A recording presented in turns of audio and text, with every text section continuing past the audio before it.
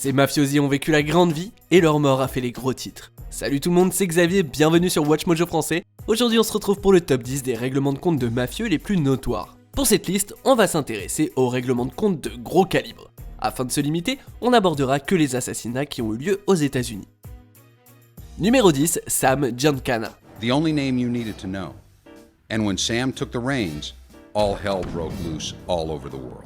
Au fil des années, ce mafieux de Chicago a eu des connexions avec la CIA et leur ambition d'assassiner Fidel Castro pendant la présidence de Kennedy. Au jour de sa mort, Momo, comme on l'appelait, avait 67 ans et était connu pour avoir refusé de redistribuer les gains issus de ses opérations dans le jeu. Giancana's greatest strength was not his violent nature, but his gift for making money. It was Giancana who struck fear into the electricians' union so that every slot machine in Chicago paid the mob.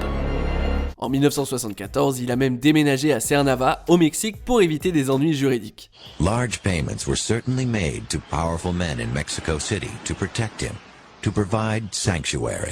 Mais sa vie criminelle l'a rattrapé le 19 juin 1975, quand il a été abattu alors qu'il cuisinait des saucisses au barbecue. À part ceux qui sont à l'origine de sa mort, personne ne sait qui a tué Sam the Cigar, ce qui continue d'alimenter les théories du complot. Numéro 9, Joe Gallo. I work everyone. I make fun of blacks. I make fun of Jews. I work gypsies. I work Italians. Well, not those Italians. No. It's okay, Joe. I got the money. Oh, shoot. Connu sous le nom de Crazy Joe, ce mafioso new-yorkais a grandi à Brooklyn. He's vicious, he's a psychopath, and he scared the heck out of everybody. Joey Gallo got off on anger, and he got off on power. Durant les années 50, il a rejoint la famille du crime Profaci, travaillant comme tueur à gages et extorqueur. Mais en fin de compte, Joey a déclaré la guerre aux gangs et a kidnappé le beau-frère de Joe Profaci, Joseph Magliocco.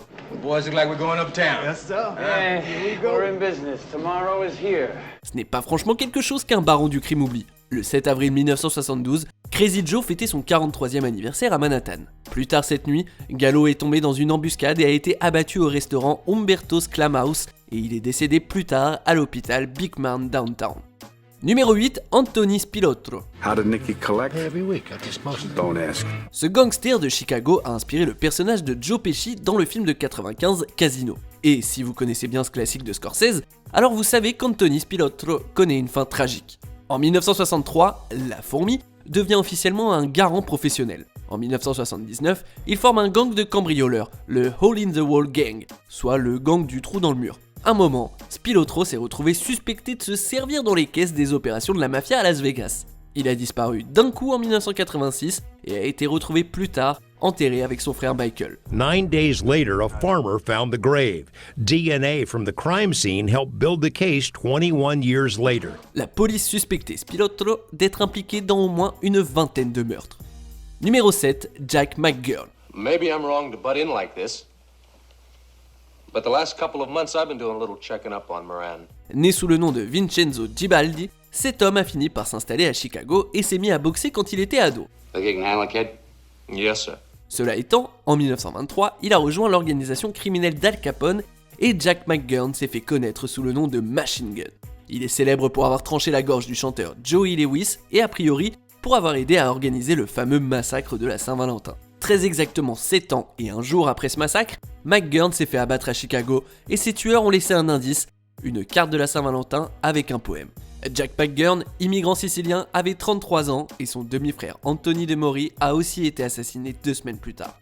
Numéro 6, Angelo Bruno. Celui qu'on appelait The Gentle Don Bruno était un gangster emblématique connu pour éviter la violence, figurez-vous. I mean, Bruno, he was just made the new boss of Philadelphia.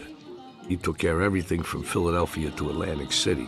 Pendant 20 ans, Bruno a dirigé la mafia de Philadelphie, mais il a commencé à se faire des ennemis au sein de l'organisation à cause de son avidité. London is going to be the Las Vegas of Europe.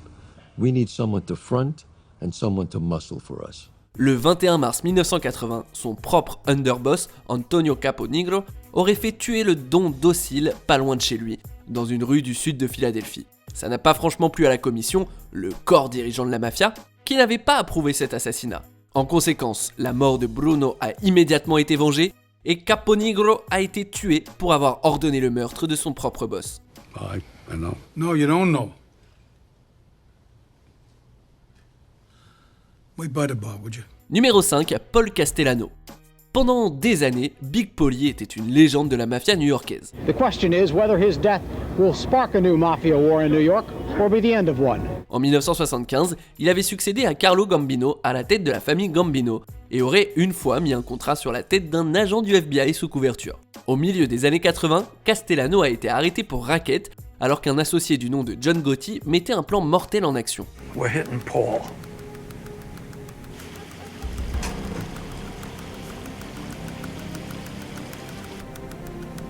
And anyone else who's in the car with him.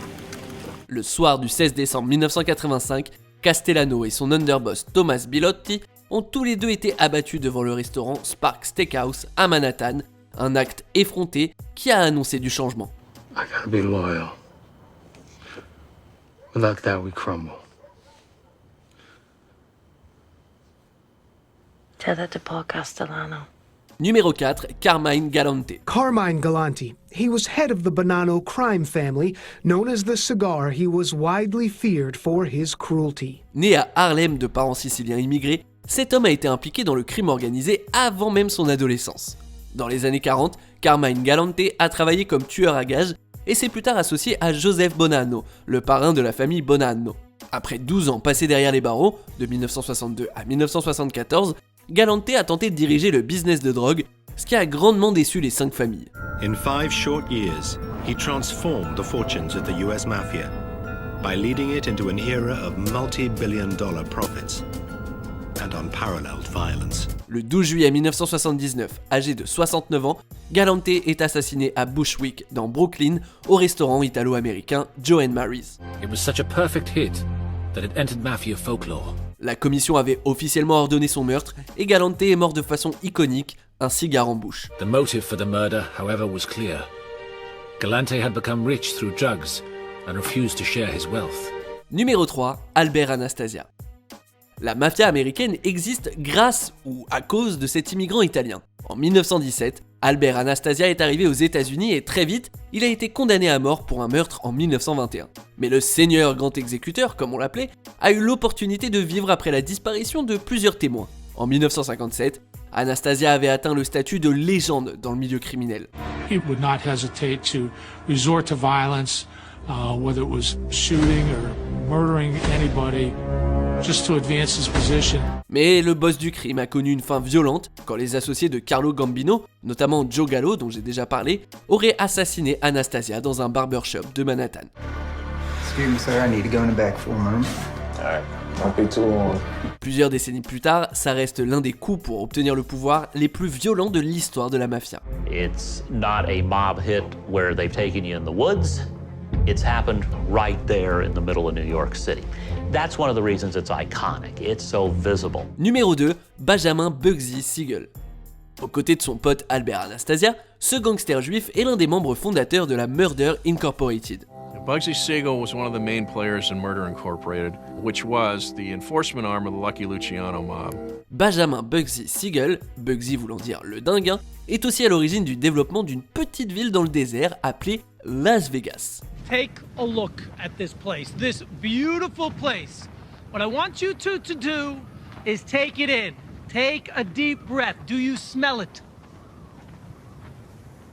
Come on, take a deep breath. What do you smell? Né à Brooklyn, Bugsy a commencé une vie de crime très jeune et ses talents d'organisation l'ont emmené loin à l'ouest. At age 14, he started his first gang. He would go around and intimidate pushcart peddlers by telling them they needed to pay him for protection. When they questioned what they needed protection from, he would throw kerosene on their pushcarts, set them on fire. Malheureusement pour Siegel, son attitude effrontée et son mode de vie extravagant lui ont attiré beaucoup d'ennemis, et l'un d'eux s'est pointé à son domicile de Beverly Hills le 20 juin 1947. So I think the decision was made that the only way to tell him he was finished was to finish him. Alors que Bugsy lisait le LA Times à l'intérieur, un assassin inconnu a tiré à travers la fenêtre, logeant 2 balles dans la tête du gangster. On arrive presque à la fin. Nous publions de nouvelles vidéos chaque jour, alors abonnez-vous et activez la petite cloche et les notifications sur téléphone pour ne rien rater. Numéro 1, le massacre de la Saint-Valentin. This is a raid! Everybody, against the wall! You know the drill. À travers l'histoire, les assassinats individuels ont symbolisé la passation de pouvoir.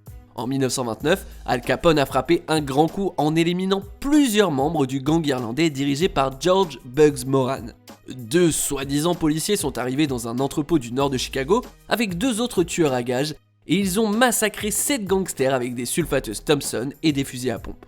Moran and others pointed the finger at Capone, but Al had an airtight alibi. He was in Florida in a meeting with the district attorney in Miami at the time of the shootings. Un tueur à contrat du nom de Frank Gusenberg a survécu à l'attaque, mais il a refusé d'identifier les assassins avant de décéder quelques heures plus tard. C'est digne du cinéma, mais c'est bien un vrai règlement de compte de la mafia dans la vraie vie qui a mis en lumière la brutalité de l'Amérique pendant la Prohibition. All right, you two, let's go. Listen, Buster. You better be kidding. Move. Clumsy flat feet. Wait till you hear about this downtown. Vous êtes d'accord avec notre sélection ? Dites-le moi en commentaire et checkez cette autre super vidéo de WatchMojo français.